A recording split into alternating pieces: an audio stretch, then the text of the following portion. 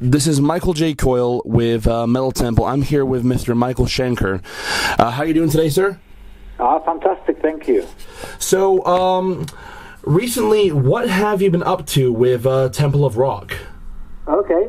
Well, Michael Schenker Temple of Rock has been touring after we finished the Spirit on the Mission album, which is our second album with this lineup. Dougie White, ex-Rainbow on vocals, Hermann Werbel and Francis Buchholz, the rhythm section. Hermann wrote the original rhythm section of Scorpions. Hermann wrote Rocky Like a Hurricane, and then Wayne, who has been with me since 1999. And so we have been already touring the States for the first time with this lineup, which was fantastic. And then we went to Japan, and guess who was there? Graham Bonnet. I made one album with Graham Bonnet in Assault Attack, and we spent 15 minutes on stage together, and that was it. 30 years later, here we are in Japan. Some promoter had the idea to put him on the bill with us, and but he was great. He has a great voice now. He's entertaining well. He is doing well. Dougie helped to make him welcome, and the audience loved it, and it was a blast. And then we also did some headline festivals in Europe, and one of them was Rock of Ages, where we also had Graham with us, and so that was something special. And then we are going to release a new single, Communion, Communion, a Savior Machine, like a double single, but for Communion, that's going to be for radio airplay early October this year. Right. And we made a special video from exclusive behind-the-scene footage for Communion. And then on the 22nd of October, we're starting in Europe, filming a DVD on the 19th in Madrid, and to be released early 2016. And then on the 23rd of November this year, we're going to go on tour with Judas Priest in the UK. That's going to be great. And then we do Italy in December. Then on the 20th of 2016, 20th of January, we're going to be we're doing our own headline tour through the UK, and that's with Dougie, Hermann, Francis, and Wayne. This bridge the gap and Spirit on the Mission lineup, Temple of Rock. And of course, we are going to be playing classics and current material, Scorpions, UFO, MSG, and Temple of Rock.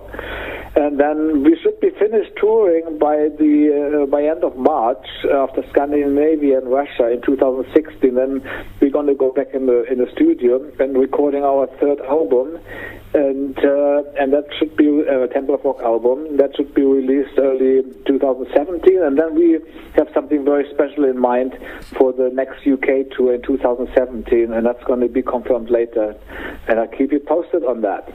That's incredible. I mean, I'll be at the Judas Priest show for Manchester. I live in Manchester, UK, and honestly, I found that very interesting. Priest and Michael Schenker. I mean, how'd that all come about, if I may ask? Say again?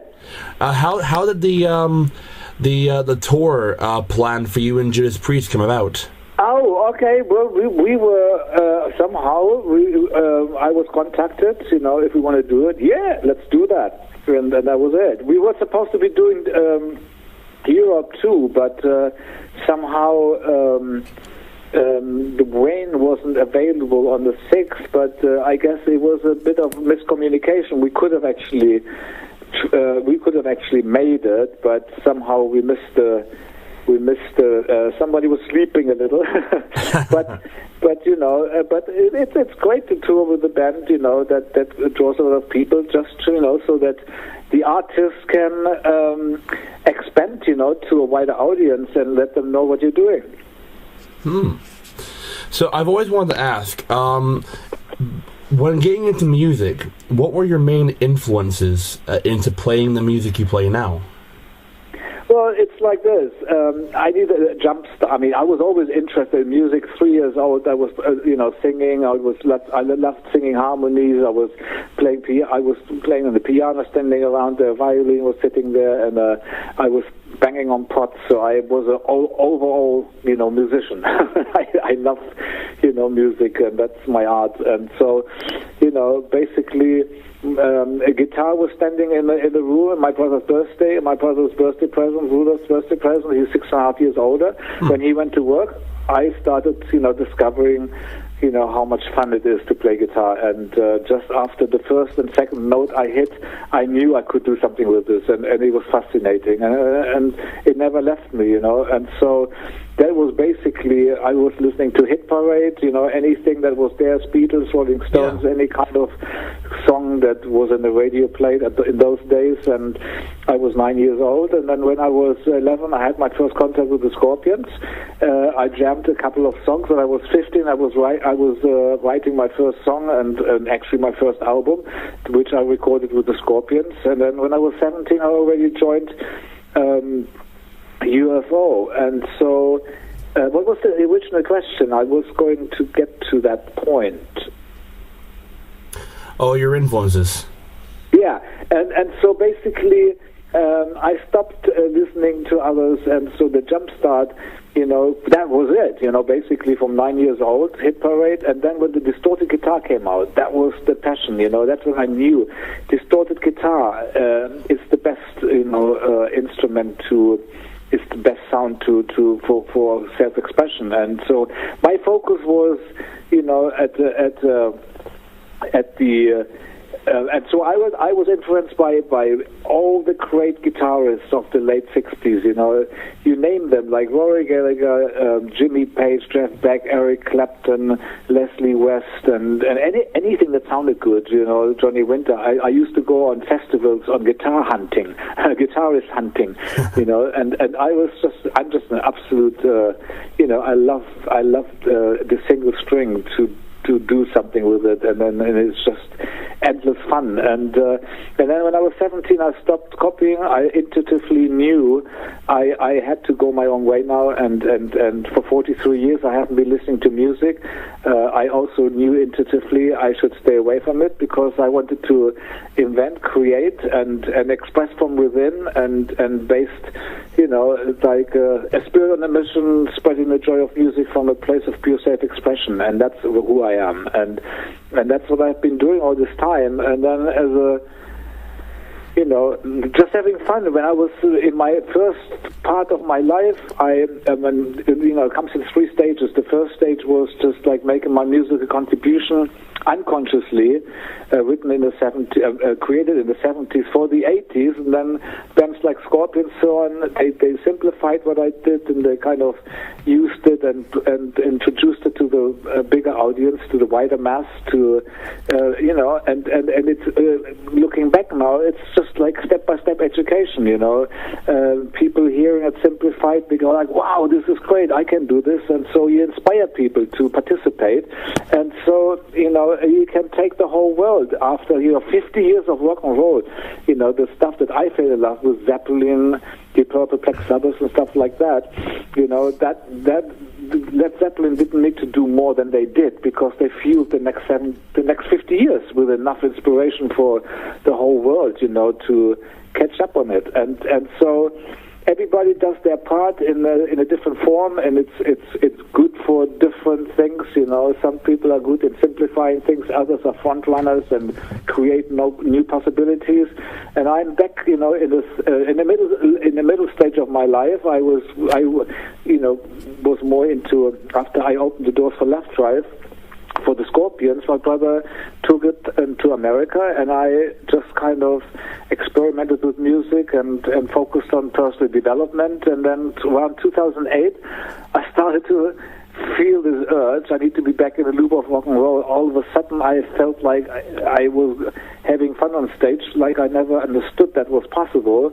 And so I took that as this is the time for me now to be back and bring the guitar playing to the next level, and do my part and celebrate this incredible era that started for me with Zeppelin, Black Sabbath, Deep Purple, and many people, great musicians have already passed away. Gary Moore, Ronnie James Dio, and Lou Reed, and so on. And sooner or later it's just going to be a memory. And so I just want to be emphasizing this and bringing this to the foreground one more time, and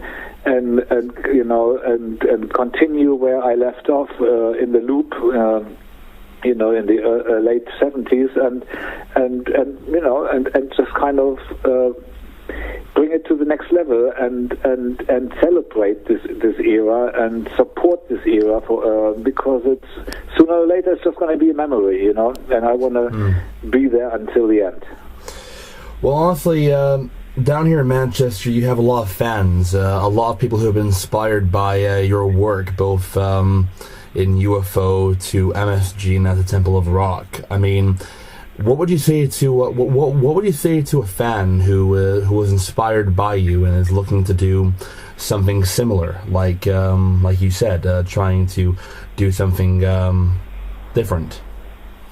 Well, again, it's like, in general, musicians are playing music for different reasons, Some people end up just being a tribute band or a tribute musician, copying.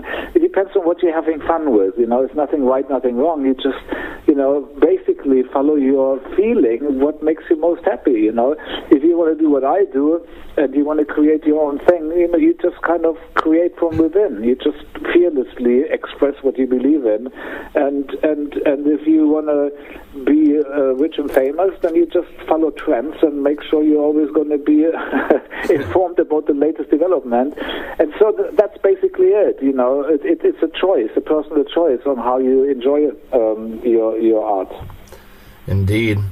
So, I mean, what was the inspiration about forming the Michael Schenker Group after leaving UFO? I mean, yeah, that was basically my second stage. That was for personal development, experimenting instrumentals, electric instrumental, acoustic instrumentals, doing all sorts of different things that I couldn't have done with the touring, with a band, album tour, and so on. And so I needed to have that space. I did my part in the 70s, and that kept the 80s going for a while, and I was able to do what I had to do, and my brother was a puzzle, and my brother could fulfill his vision to be in a famous,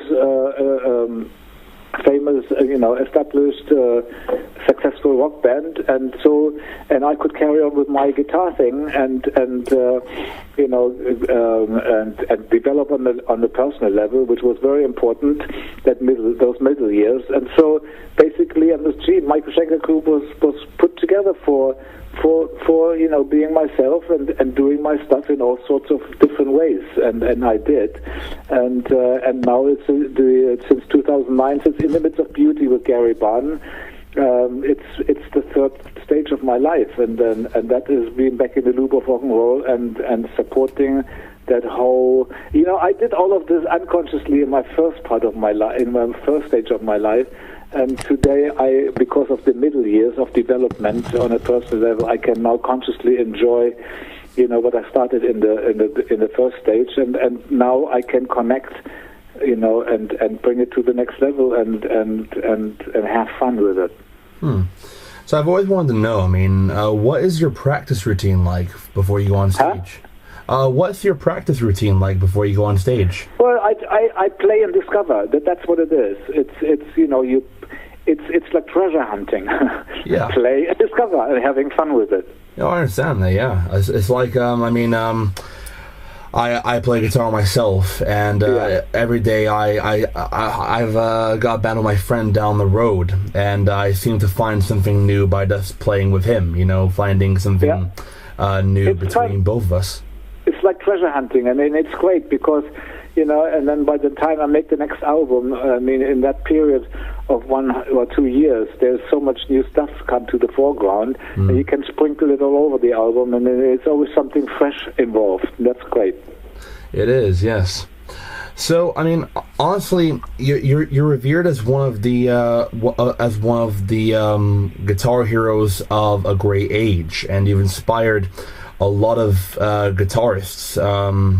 It's incredible because when I first saw you, it was with Black Country Communion at the Manchester Academy, and when I first saw you, I was blown away because you were doing all this stuff I had never seen before.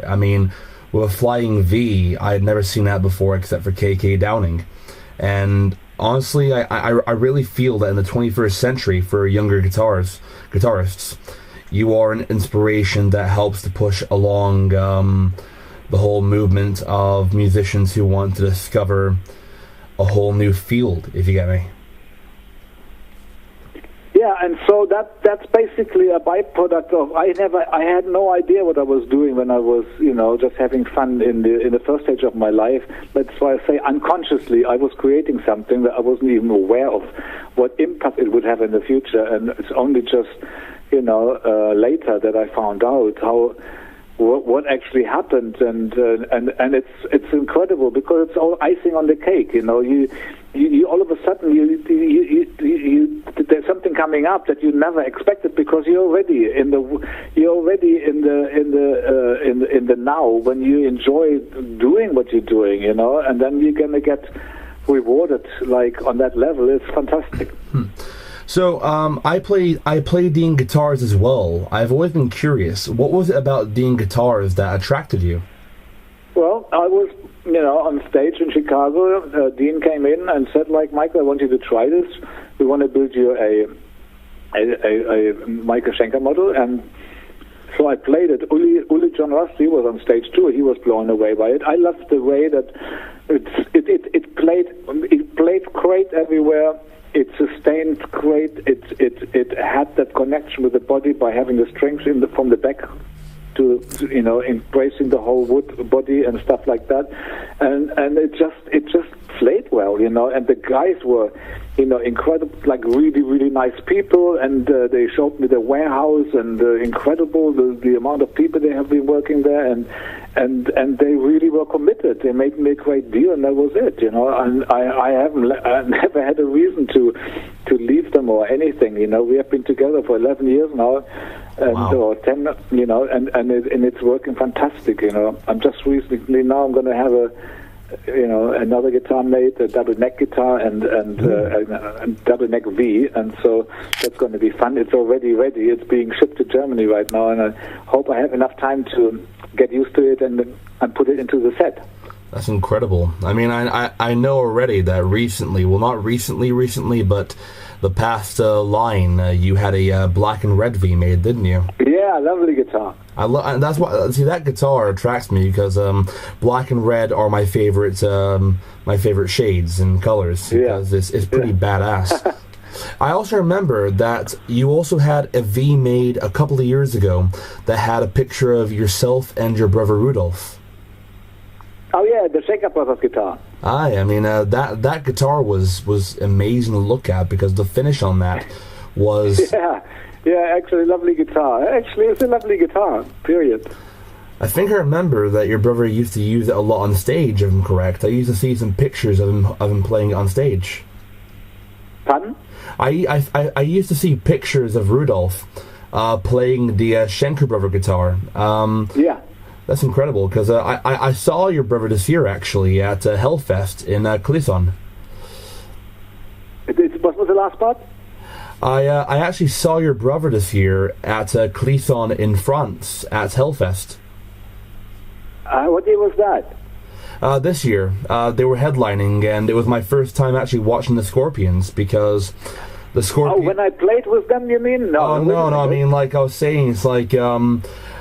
I first got into your material whenever I get into a new band, I do a bit of revision, like I do a bit of history, and the Scorpions have always been a big inspiration towards me, as well as MSG and UFO.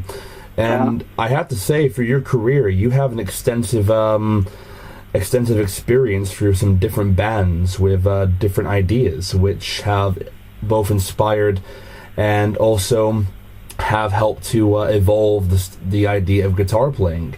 I mean, if I may ask, when you were young... You know what? I'm sorry to say, but I'm expecting a phone call at right now. Oh, no problem. Well, then we'll do a lot. We'll see you next time. We'll do one more question then. There's any last questions for the fans at home? Pardon? Any words for the fans at home then for the final question? I can't understand. Say again. Sorry. Any words then for the fans at home before we end? Words? Yeah, for the fans listening at home. Oh, okay. Well, keep on rocking and be yourself. Well, Michael, thank you so much for your time. It has been a real honor to actually be speaking to you, and I look forward to seeing you in Manchester. Have a great day, sir, and see you soon. Thank you so much. Take care. Take care, Michael. Bye-bye. Bye-bye. This is Michael J. Coyle, and I'm not going to lie right now. A dream has been fulfilled for yours truly. Thank you for listening. Stay tuned for more.